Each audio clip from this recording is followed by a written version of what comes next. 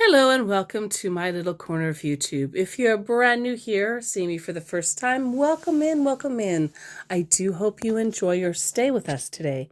If you're a returning friend of the channel, thank you so much for coming back. I hope you all enjoy today's video. So do curl in by the fireplace and get all cozy and warm as I regale to you the story, short but sweet, of Life Coach Johnny. Our man came to us because of my comment, born and died days that aren't in August, Mugu. To which point, Johnny Depp Personal Link responded, "Hello, thank you so much for the follow back. It is so nice having you here, my private account." It wasn't private. This was another Johnny Depp scam page that he was on fishing for clients. My only wish is for you to feel comfortable being friends with me. Kindly send a direct message. But I love and respect, quote, privacy, end quote, that I carry around in my heart and soul for everyone, influential or not. So glad he was able to, include little old non-important me in that, aren't you? Now, of course, he wanted me to DM him, but I ignored him and he came and DM'd me instead, because this one, boys and girls, just could not stand being ignored. You are welcome here once again, and thanks for your love and respect for my privacy. Really cherish it. Oh, Johnny, I'll so cherish your little privacy so much that I'm going to share with YouTube. That's cherishing your privacy, isn't it? Anyway, 23 minutes later, when I hadn't said anything, "Are you ignoring me message?" So I said, question mark, question mark, question mark, "I'm sorry." "Welcome where?" We haven't been even in a conversation because we weren't. I wasn't talking to this guy. In response to me ignoring him, I said, "I only just seeing it now, angry sounding guy. 'Cause if you have ever done any kind of scam baiting, if you ever tried to contact these guys, if you contact them and ask them questions, they will leave you for hours and days. And it ain't no thing but a chicken wing. But when they want information and attention from you, you best believe that you better drop everything and kowtow to their every want and need." Well, some are worse than others. This guy, total narcissist. Anyway. "Oh, sorry, honey," he says. "How are you feeling today?" In the response to being sorry, I said, "I should hope so. Can't even wait for 20 minutes and is getting angry." Shake my head. I was confused, but fine now, I reassured him. "So, what are you doing as we speak?" Now,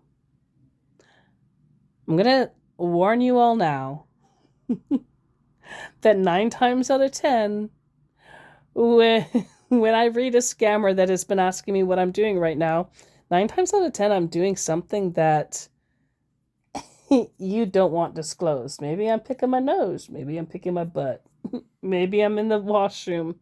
Maybe, I'm having a shower. I don't know. It's usually not something that they want the information to. Besides that, the only reason I can think that a scammer really cares about what you're doing right now is because they're attempting to show that they're being personable and that they care about you, because they're fishing for information about you, and because they want to try to mirror you and your answers in order to better get your money. Oh, you don't want to know what I'm doing this exact minute, I assure you. And I mean, this was about a year ago, So no, I don't remember, but it probably was picking nose, going to the washroom kind of situation. Who knows? It was something that he definitely didn't want to know about. I wouldn't want to be taken advantage of either, since that has been broken me in past years. I don't recall saying anything about being taken or being taken advantage of. So, what kind of personal coach are you? You coach sports or something? About life, he says. Meanwhile, where are you from, and have you, by any ways, attended any of my past events near your? Now, clearly, his whole putting the life coach thing in there, he hadn't thought it through, clearly, in order to speak about it, because he does try to push real hard for me to get off the life coaching bit. So I push real hard to get him to talk about being a life coach. Hey, you coach about life. Is there good money in that? Yes, he says. And you know what? It's true. If you are a good life coach, you can make quite a bit of money, quite a bit of good, pretty monies from it. Of course, the only way he's making money is from scamming. Is it about your life that you coach? I asked. And that was supposed to be past life coach events. No, I don't personally use life coaches. But of course, I did a little typo and it says pist life coach events. Not that the scammer noticed. I didn't notice that I had done an error, and neither had he. So, where are you from, dear? He pushes on again, trying to get the scam going. Are you an executive life coach or a general life coach? I asked. I can do both, he says. But one makes more money than the other, I stated. So, where are you located and what do you do for a living? Again, let's, get past the life coach thing. He's trying to chug along. So, why would you do both? I asked. I feel comfortable with it, is his very, very vague answer.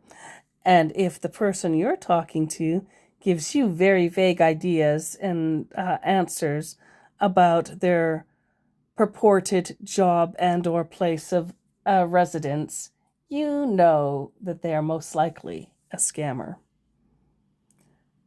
Well, that's confusing, I said, with him being comfortable with it. Okay, but are you in-house or independent and self-employed? I asked. So he tries on with another scamming angle. So have you been registered on my private platform where you can make money on Bitcoin? And when he starts asking about Bitcoin, I realized that I conveniently forgot to tell him where I was from. So I said, oh, I missed that. I missed this in the chat. But I just noticed it. Wow, it sounds like somebody's dying outside my door. That distracted me for a minute there. Crazy cats outside. I missed that in the chat, but I just noticed it now as I scrolled back to catch something else you said. I'm from Queensland, I told him, naturally. Oh, that's nice having you here, he says. So, did you decide to get certified? I asked. And I showed him the little part here that says, like most service businesses, the hardest part of life coaching isn't getting started. The hard part is getting clients, because the lower barrier to entry means more competition from other coaches. Replace clients with victims and replace coaches with scammers, and you got the same thing. That's kind of what I was trying to get. at with him. And I told him that I had just found that bit, and I asked him if it was hard for him to get clients. And actually, I think it is, or was. So what do you want? He asks. What do you mean? Usually when people ask questions, they just like to have answers, right? So he took that quite literally and re-asked the question about whether or not I have been registered for his Bitcoin. So I took myself literally and re-asked him if it's hard for him to get clients. Have you been into any Bitcoin investment before now? He asks. I gather getting clients is hard then if you're pushing Bitcoin. So no, I've not dabbled in Bitcoin. When did you get into it? I asked. Do you have any online bank? And I hate that I have to say this, but if the person you're talking to is asking you for banking information or any other personal information, do not give it to them.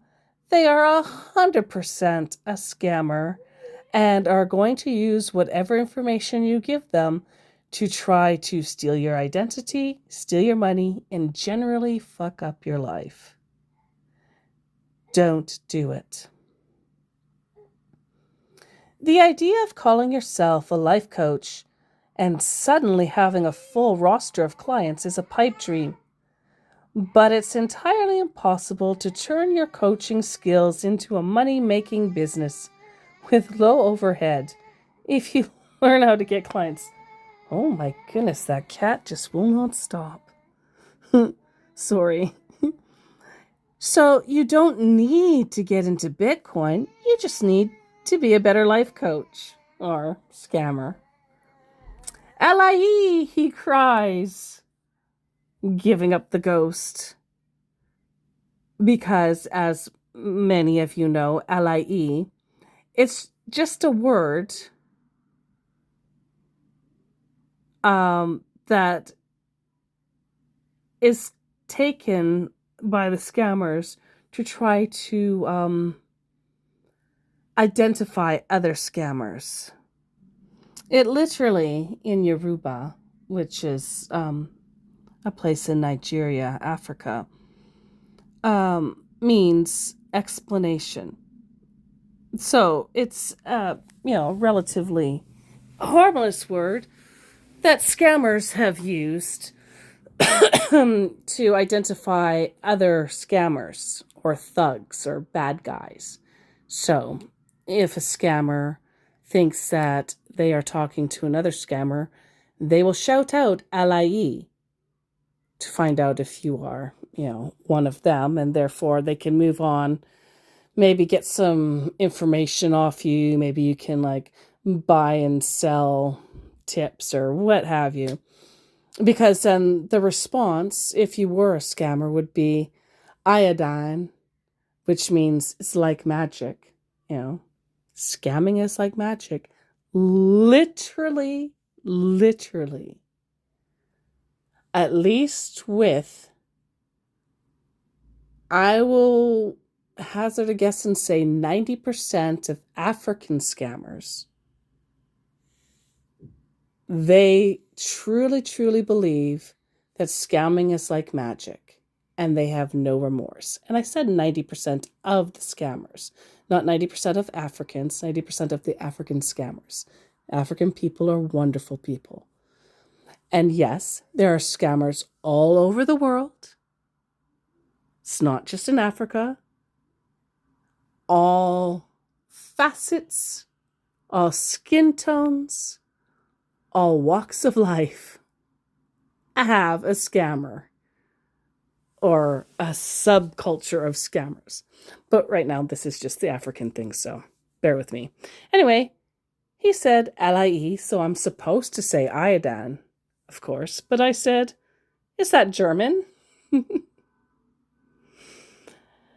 And then I tried to say, guess not, as you have to think about it. And then I laughed because I couldn't send it because he realized the jig was up.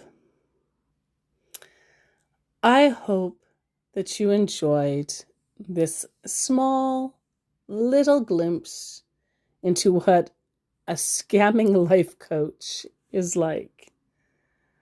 I hope that you will give it a like and a subscribe. If you have any questions, please feel free to ask. I'll answer anything you ask me within reason. Usually what I tell people is ask me anything you want, but be prepared for the answer you get. Because I can be a bit of a smart ass, so just saying. Take care out there. Be careful and don't get scammed. Until next time I see you, just know that I care.